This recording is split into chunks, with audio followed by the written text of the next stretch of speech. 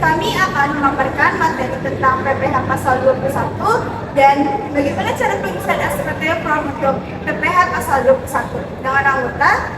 Nama saya Nadia Setianindung dengan NIM 6423056. Dengan saya Lintang Madani dengan NIM 6423070. Dengan saya Salma Aziza dengan NIM 6423068. Dengan saya Elsa Aulia dengan NIM 6430793. Dengan saya Yunisa Fikrisyawati dengan NIM 6423018.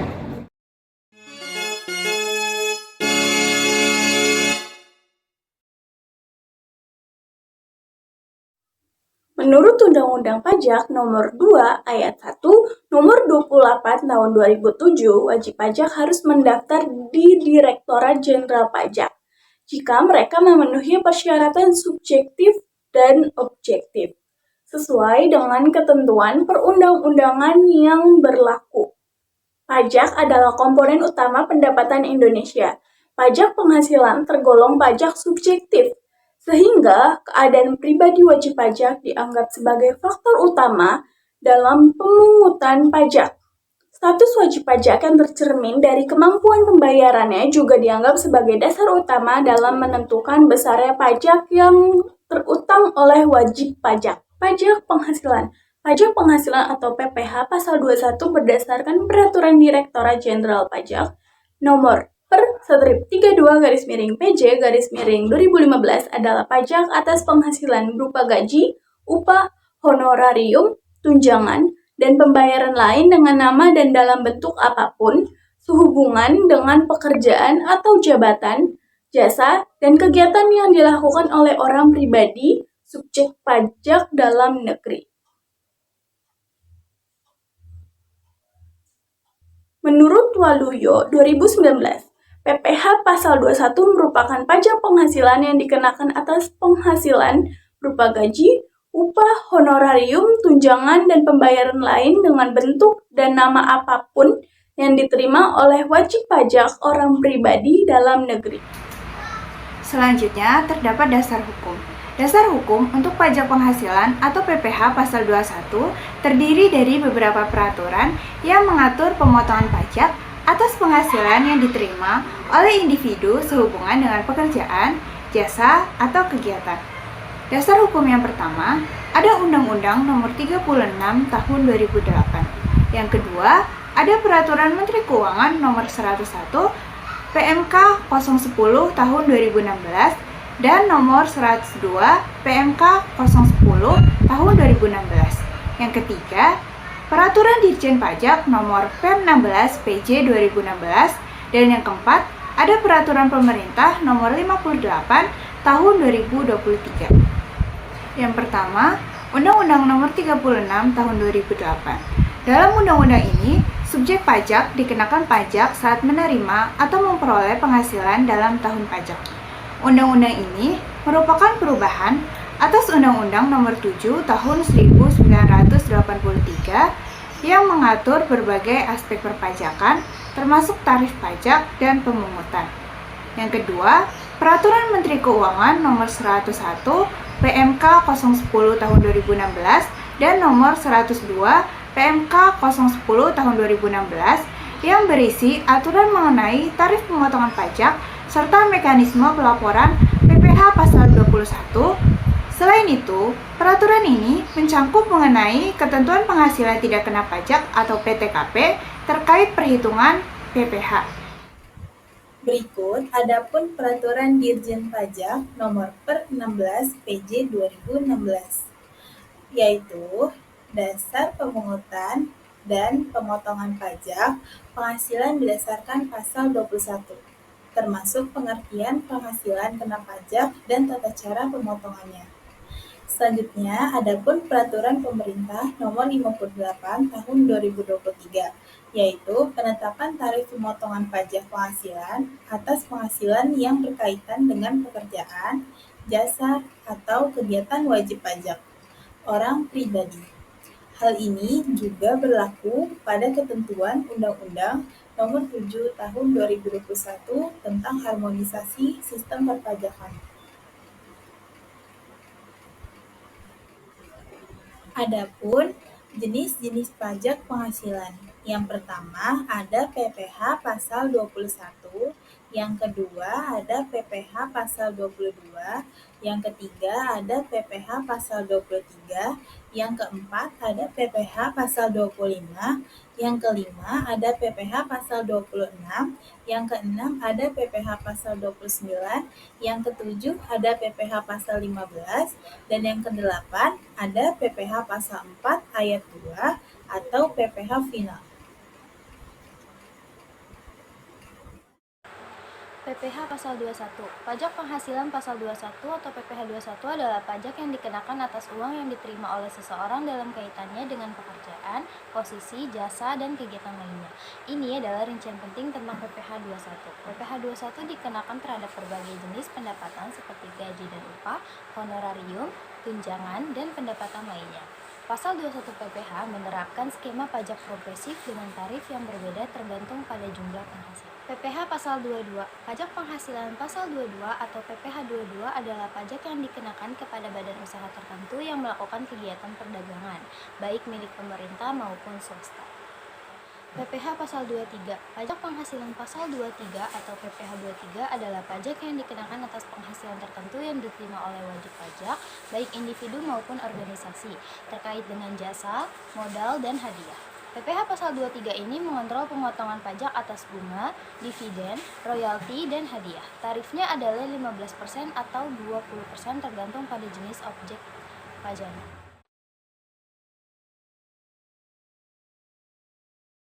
Data pajak atas nama Gali Setiawan dengan NPWP 09.254.294.3 strip 407.00 yang beralamat rumah di Jalan Cijantung 2 nomor 14 Jakarta Timur. Menjabat sebagai manajer keuangan di PT Makmur Berkah dengan NPWP 01.456.371.6 strip 984.00. Gali memiliki penghasilan Rp11.500.000 per bulan dengan status menikah dan memiliki 2 orang anak. Gali Setiawan juga menerima tunjangan lembur dari perusahaan sebesar Rp2.500.000 dan THR sebesar 1 bulan gaji. Adapun penanggung jawab pemotong pajak perusahaan bernama Adelian dan Mawati dengan NPWP 05.571.165.3 strip 431.000 dan PT Makmur Berkah mengikuti program BPJS Ketenagakerjaan. Adapun ketentuan perusahaan berupa: pertama, tunjangan PPh sebesar 3,60%, kedua, premi asuransi sebesar 7%, ketiga, biaya jabatan sebesar 5%, dan terakhir, iuran pensiunan atau JHT, jaminan hari tua sebesar Rp55.000 per bulan. Perhitungan SPT untuk bagian penghasilan bruto. Yang pertama pada bagian gaji atau pensiun atau THT atau JHT, yaitu jumlah gaji dalam 1 bulan dikali dengan 1 tahun atau 12 bulan, yaitu 11.500 dikali 12 yang hasilnya adalah 138 juta. Yang kedua, tunjangan PPh sebesar 3,60% dikali dengan jumlah gaji atau pensiun atau THT atau JHT sama dengan 4.968.000. Lalu untuk tunjangan lainnya, uang lembur atau sebagainya, yaitu sebesar 2.500.000 dikali 12 bulan yang hasilnya adalah 30 juta. Bagian honorarium dan imbalan lain sejenisnya karena tidak ada maka kita kosongkan.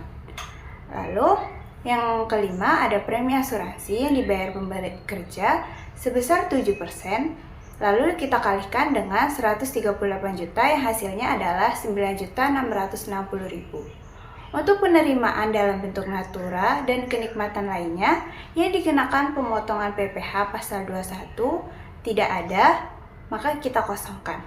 Bagian tantim, bonus, gratifikasi, jasa produksi, dan THR sebesar 1 bulan gaji atau sebesar 11.500.000.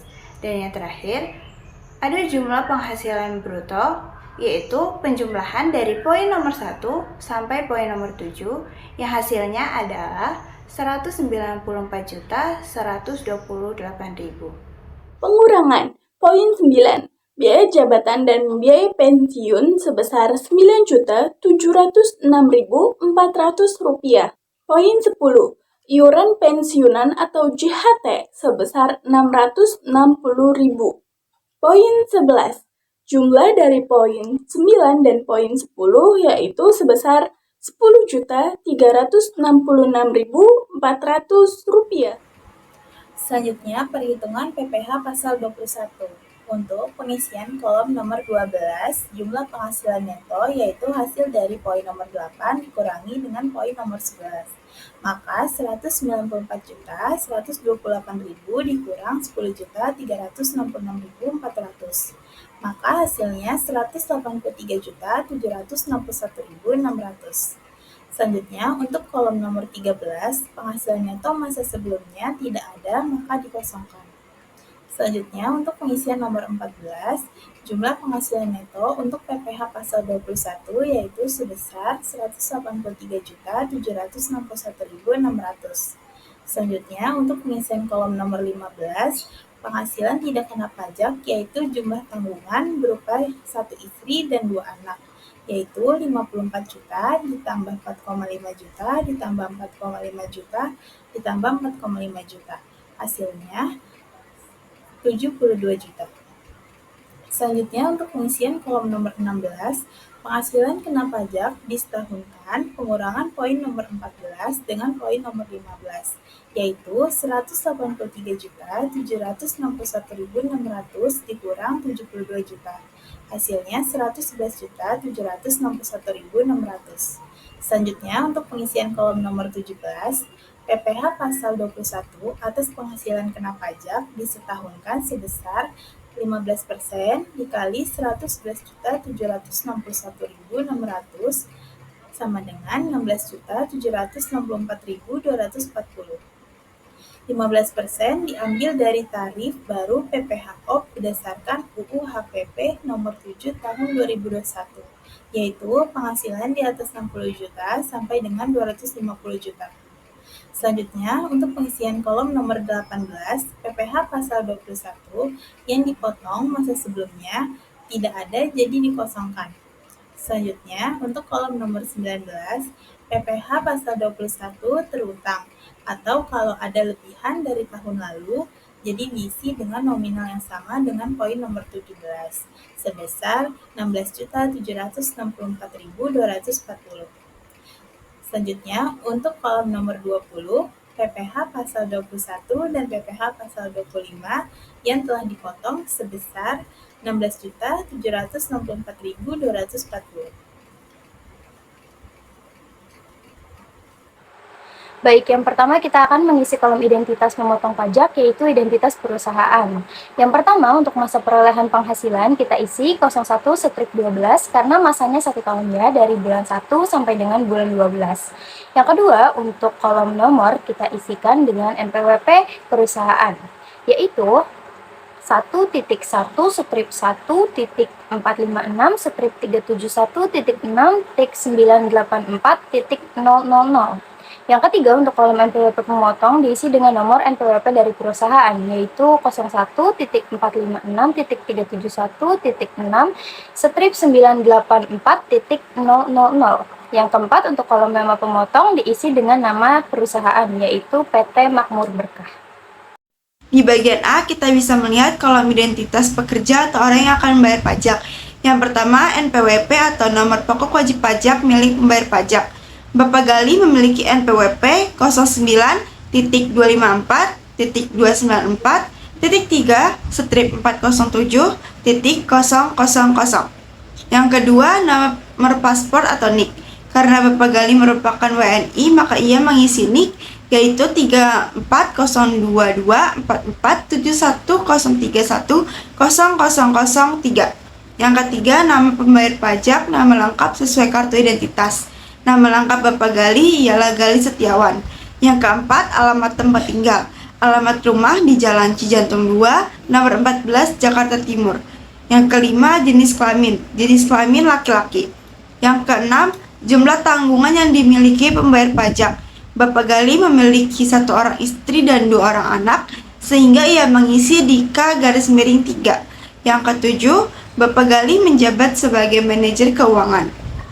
Dan untuk nomor 8 dan nomor 9 tidak diisi karena Bapak Galih bukan warga negara asing.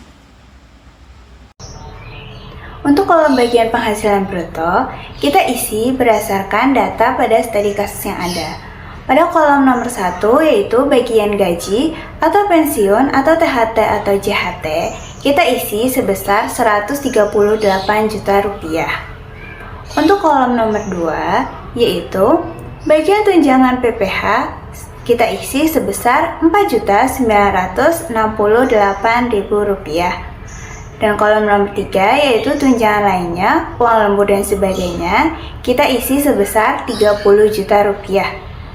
Untuk kolom nomor 4, bagian honorarium dan imbalan lain sejenisnya, karena tidak ada, maka kita kosongkan.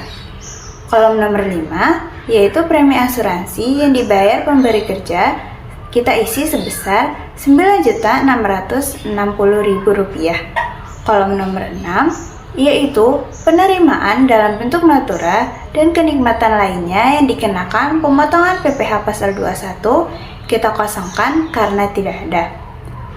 Kolom nomor 7 yaitu bagian tantim, bonus, gratifikasi, jasa produksi, dan THR, kita isi sebesar 11.500.000. Dan untuk kolom nomor 8 yaitu bagian jumlah penghasilan bruto, kita isi sebesar Rp194.128.000.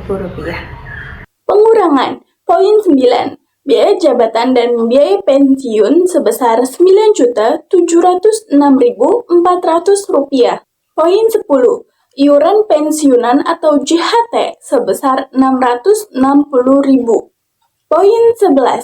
Jumlah dari poin 9 dan poin 10 yaitu sebesar Rp10.366.400. Selanjutnya, untuk perhitungan PPh pasal 21, yaitu untuk pengisian kolom nomor 12, jumlah penghasilan neto, jumlahnya sebesar Rp183.761.600.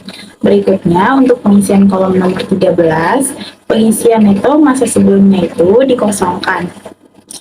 Selanjutnya, pengisian kolom nomor 14, jumlah penghasilan neto untuk perhitungan PPh pasal 21, setahun atau disetahunkan sebesar Rp183.761.600.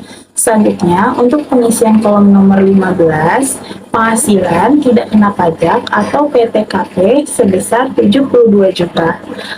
Selanjutnya, untuk pengisian kolom nomor 16, penghasilan kena pajak setahun atau disetahunkan jumlahnya sebesar Rp111.761.600. Selanjutnya, untuk kolom nomor 17, PPh pasal 21 atas penghasilan kena pajak setahun atau disetahunkan sebesar Rp16.764.240. Selanjutnya, pada kolom nomor 18, PPh pasal 21 yang telah dipotong masa sebelumnya, yaitu dikosongkan. Selanjutnya, untuk kolom nomor 19, PPh pasal 21 terutang sebesar Rp16.764.240. Selanjutnya, untuk pengisian kolom terakhir yaitu kolom nomor 20, PPh pasal 21 dan PPh pasal 25 yang telah dipotong dan dilunasi sebesar Rp16.764.240. Dan terakhir ada identitas pemotong pada bagian kolom paling bawah. Kolom ini diisi dengan identitas pemotong pajak. Yang pertama ada NPWP pemotong pajak, yaitu 05.05.165.3/431.000. Yang kedua ada nama lengkap pemotong pajak, yaitu Ibu Adelia Nurmawati. Dan yang ketiga ada tanggal di mana form diisi. Tanggal pengisian form 20 Desember 2024 dan tanda tangan pemotong pajak.